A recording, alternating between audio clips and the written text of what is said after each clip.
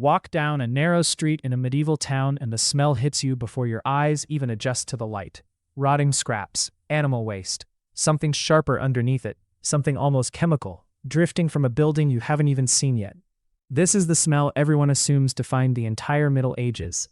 1,000 years of people just living in filth because nobody knew any better and nobody cared to fix it. That assumption is about to fall apart because the actual historical record tells a very different story. Court documents, royal letters, city ordinances, fines, formal complaints filed by furious neighbors. Medieval authorities weren't ignoring the smell. They were fighting it constantly for centuries. Here's a story we've all absorbed without ever really questioning it. Medieval people were simply dirty. Mud streets, wandering pigs, garbage piled against the walls, and nobody bothered to do anything because hygiene, as a concept, hadn't been invented yet. It's an image reinforced by every film that's ever needed a quick visual shorthand for the past. Muddy streets, filthy peasants, a pig rooting through trash right next to a market stall. But if that image were actually true, we wouldn't have thousands of surviving records of fines being issued, laws being passed, and furious formal complaints being filed by exactly the kind of society that supposedly didn't care. So here's the real question worth asking. If medieval towns smelled as bad as we assume they did, and the authorities really were trying to stop it, what does that actually tell us about why the smell never went away? Let's start with the actual source of most of that smell. Because it wasn't really the average person walking down the street. It was industry, specific trades, operating right in the middle of town, producing smells so powerful, they've survived in written complaints for over 600 years. Butchers were one of the worst offenders. Every animal slaughtered for meat left behind blood, intestines, hides, and offal that had to go somewhere, and somewhere was usually the nearest street, ditch, or river. Tanneries were arguably worse. Turning raw animal hide into usable leather required soaking it in a mixture that could include things like animal brains, urine, and even manure, all left to sit and ferment for days. And then there were the dye works, using their own harsh chemical processes to color cloth. In Nottingham, the smell coming from the tanneries was reportedly so overpowering that it drove rats away from the area entirely. Read that again. A smell so strong it repelled vermin. That's not a smell coming from ordinary people living their ordinary lives. That's industrial-scale stench, produced by specific trades, concentrated in specific parts of town. And here's where the popular myth really falls apart. Because medieval authorities were not sitting back and tolerating any of this. They were legislating against it constantly. Cities issued fines for throwing waste out of upper-story windows into the street below. In York in 1371, the city council formally banned butchers from dumping their waste into the river near a monastery after monks complained that the stench was driving people away from attending services entirely.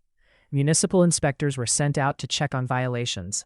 Formal complaints were filed and preserved in city records, complaints that read almost exactly like a modern noise complaint or health code violation. This is not the behavior of a society that didn't care. So why did they care so much? Because of something called miasma theory.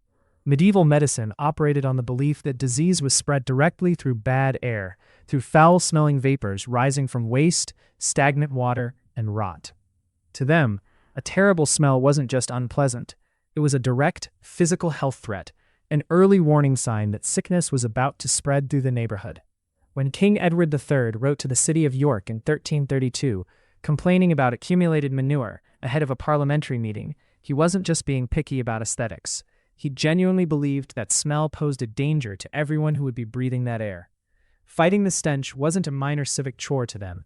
It was, as far as they understood the world, a matter of public health and survival. So, if they cared this much and legislated this aggressively, why did the smell never actually go away? The honest answer is scale, not laziness. Medieval sanitation infrastructure was built for a much smaller population than what medieval cities eventually grew into. Cesspits, drainage ditches, and latrines built directly over streams simply weren't designed to handle the waste output of a rapidly expanding urban population. As more people crowded into these towns, faster than any infrastructure could be rebuilt or expanded, the system that had barely managed to cope started falling further and further behind. This wasn't a failure of intention, it was a failure of capacity. A city trying to run 21st century sewage volume through 11th century pipes, except there were no pipes at all. And then came the moment that changed everything. After the Black Death tore through Europe starting in 1348, cities didn't relax their sanitation efforts. They intensified them. Officials began explicitly connecting disease outbreaks to accumulated filth in the streets, pushing harder than ever for organized waste removal, public dump sites outside city walls, and stricter enforcement of existing sanitation laws.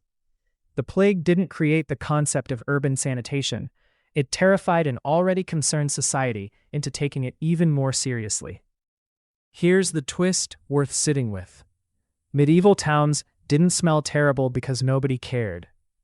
They smelled terrible despite the fact that people cared enormously, enough to write it into law, enough to fine violators, enough to leave behind hundreds of years of formal written complaints about it. Think about what that actually means. We tend to imagine urban cleanliness and public health awareness as fundamentally modern inventions, something that only started mattering once we had germ theory, once we understood bacteria, once science gave us a reason to care about sanitation. But medieval society had already made the connection between filth and illness centuries earlier. They didn't have the microscope. They didn't understand bacteria or viruses. What they had instead was miasma theory, the belief that bad air itself carried disease. It was scientifically wrong in its mechanism, but the underlying instinct that dirty environments make you sick was already firmly in place. What they were missing wasn't the concern.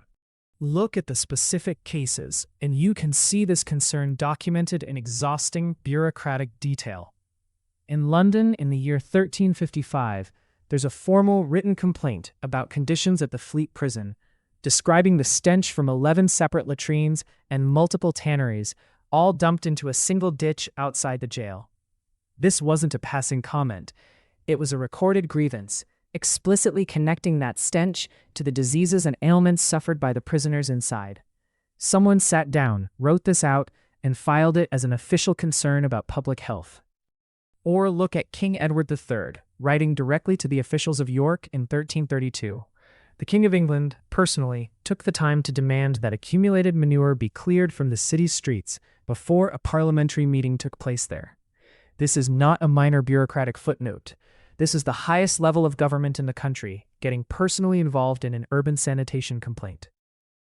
And then there's York again, in 1371, where the city council formally prohibited butchers from dumping animal waste into the river near a monastery, after monks complained that the smell was keeping worshippers away entirely. And here's the part that really tells you everything about the scale of this problem. The butchers didn't just stop.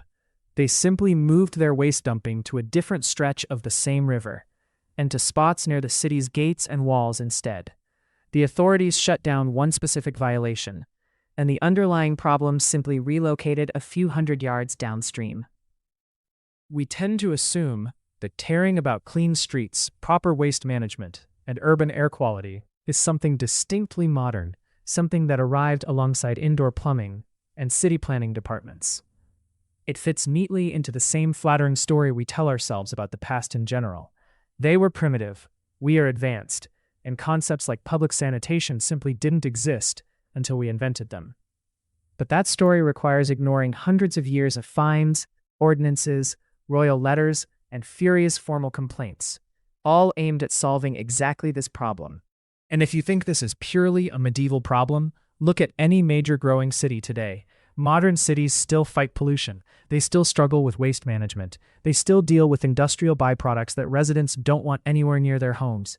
Nobody today believes that current city governments simply don't care about clean air or proper garbage disposal.